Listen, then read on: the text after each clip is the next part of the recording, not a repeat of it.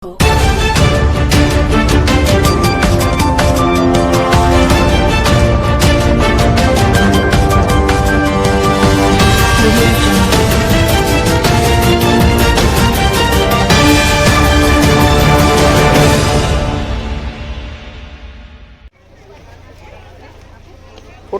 જિલ્લામાં common entrance test 2025 શાંતિપૂર્ણ રીતે થઈ સંપન્ન.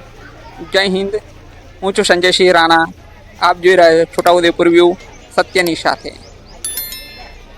છોટાઉદેપુર જિલ્લાના કુલ 53 પરીક્ષા કેન્દ્રો ઉપર કોમન એન્ટ્રન્સ ટેસ્ટ પરીક્ષાનું આયોજન કરવામાં આવ્યું, જેમાં જિલ્લાના કુલ 13,790 વિદ્યાર્થીઓ નોંધાયેલા હતા.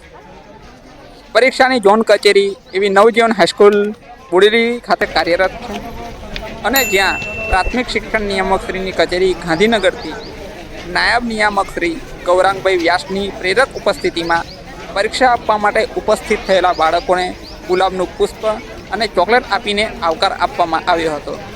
તેઓની સાથે જિલ્લા શિક્ષણ અધિકારી શ્રી M.A. પરમાર, શિક્ષણ નિરીક્ષક શ્રી કે.બી.